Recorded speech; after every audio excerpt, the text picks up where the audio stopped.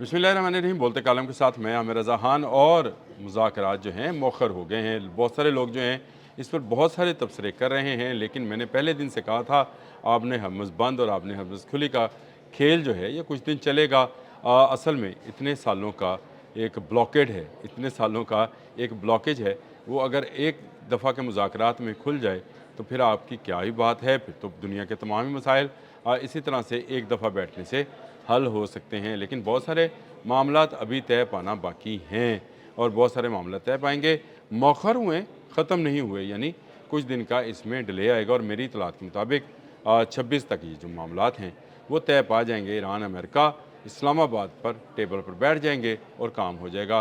देखें, इन दिनों में दो एक चीज़ें जो हैं बड़ी ज़हर बहस रही। पहली बात तो ये है, आपने हरमुज़ किसके कंट्रोल में है, तो बिलाशुबा ईरान के कंट्रोल में है, क्योंकि बाकी जहाज़ भी वहाँ से नहीं गुजर पा रहे। जो अमेरिका कह रहा है कि आपने हरमुज़ उसके कंट्रोल में है, तो अमेरिका हमला आवर है, वो हमला करता है हर गुजरने वाले जहाज़ पर, इसलिए उसका कंट्रोल तो नहीं है, लेकिन वो हमला करके जहाज़ को, ईरानी जहाज़ को रोकने में कामयाब हुआ। ये एक हमला आवर होने का एक एक निशानी थी। आपने हरमुज़ पर कंट्रोल उसका होगा जो जहाज़ों को गुजरने की इजाज़त लेकर देगा। वो अमेरिका ले दे, ईरान ले दे, हमें तजारत से गर्ज़ है और इसका जो दबाव है वो आपको मिडल ईस्ट में हर आने वाले दिन के साथ बढ़ता हुआ नज़र आ रहा है। जिस तरह से मिडल ईस्ट से, अमारात से, मुत्तहिदा अरब अमारात से अमेरिका को डॉलर्स के लिए कहा गया है, इसका मतलब यह है कि वहाँ पर कारोबारी तबका जो है वो इस वक्त शदीद डॉलर के दबाव में है और आपने हरमुज़ के बंद होने से ये दबाव बरकरार रहेगा। दूसरा मरहला यूरेनियम का है। डोनाल्ड ट्रंप कहते रहे कि थोड़ा थोड़ा यूरेनियम हम जो है वहाँ से निकालने में कामयाब हो जाएंगे और ये बातें जो हैं ये तय पा चुकी हैं। और दूसरी एक तरफ ईरान ने यह कहा कि यूरेनियम का हिफाजत जो है वो हम अपनी सरजमीन की तरह करेंगे। इसका देना जो है वो बिल्कुल ऐसे ही है जैसे हम अपनी सरजमीन किसी और मुल्क के हवाले कर दें। अभी भी जो है जो अमेरिकन वजारत ख़जाना है, उन्होंने हाग जज़ीरे का जिक्र किया है कि वहाँ पर ऑयल वेल्स जो हैं, यानी कुएँ जो हैं वो तेल से भर रहे हैं, जिनका निकालना ईरान के लिए बड़ा ज़रूरी है। डोनाल्ड ट्रंप ने कहा कि 500 मिलियन डॉलर रोज़ाना का नुकसान जो है ईरान बर्दाश्त कर रहा है और ईरान ज़्यादा अरसे तक ये बर्दाश्त नहीं कर पाएगा। मेरा ख़्याल है कि ये जंग मिसाइल्स और जहाज़ों से निकल कर नर्व्स तक आ गई है।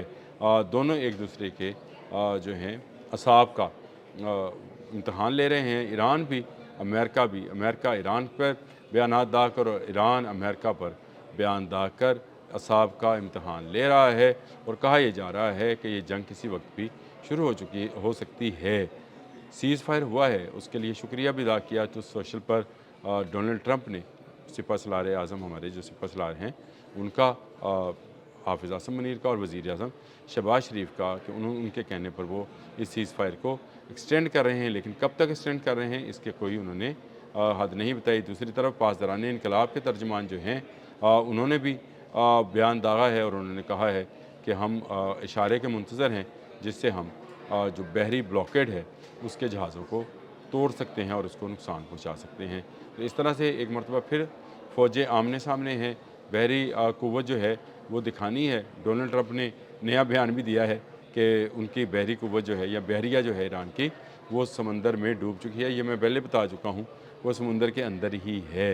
ईरान की बहरिया, जो कि उसका एक मैंने आपको बताया था अड्डा जिसमें ड्रोन्स और उसके मिसाइल्स महफूज हैं, वो समंदर के अंदर है। फिर उसकी गदीर नामी जो आबदोज़ें हैं, जिसमें से कोई भी अभी तक जो है वो अमेरिका के हत्थे में नहीं आई, वो मौजूद है। और अंदर ही उसकी वो बरूदी सुरंगें हैं जो ऑटोमेशन सिस्टम्स के तहत उन तमाम जहाज़ों को निशाना बनाएंगी जो जहाज़ जो हैं बिला इजाज़त पासदारान के आबना हरमुज़ से गुजरने की कोशिश करें। वो जंगी हैं या तजारती हैं, गुजरना उनको इन्हीं आबदोज़ी सुरंगों से है, लेकिन उसके लिए इजाज़त पासदारान इनकलाब से चाहिए कि इस बात की हद तक तो मैं इत्तफ़ाक़ करता हूँ डोनाल्ड ट्रंप से कि बहरिया जो है वो ज़ेर समुंदर है। मैंने भी यही कहा था कि वो अंडर द वाटर है और अंडर द वाटर वो काम कर रहे हैं। उनकी बरूदी सुरंगें, उनकी आबदोज़ें और उनके वो खुफिया ठिकाने जिनमें उनके मिसाइल नुमा ड्रोन्स, अंडर वाटर ड्रोन जिनको कहा जाता है, मेरा ख्याल UAU कहा जाता है, वो मौजूद हैं।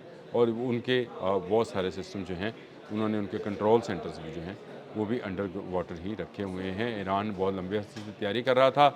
मुज़ाकरात की कामयाबी जो है मुझे पहले से पता था कि ये कामयाबी इसी तरह से होनी है कि कभी आपको नज़र आएगा कि मुज़ाकरात कामयाब हो रहे हैं और कभी आपको नज़र आएगा कि फ़रीक़ैन की फ़ौजें जो हैं वो आमने सामने आ गई हैं। इस वक्त मुज़ाकरात तो नहीं हैं, फ़रीक़ैन की फ़ौजें आमने सामने हैं, लेकिन अगले 2-4 रोज़ में ये दोबारा इस्लामाबाद में इकट्ठे होंगे। पाकिस्तान की सफारती कोशिशें जो हैं वो ज़रूर रंग लाएंगी, दुनिया में अमन कायम होगा।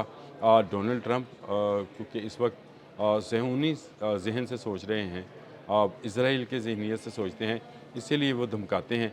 लेकिन जब उनको ख़्याल आता है कि दुनिया में अमन भी रहेगा तो कारोबार ज़िंदगी चलेगा, तो फिर वो मुज़ाकरात की बात करना शुरू होते हैं।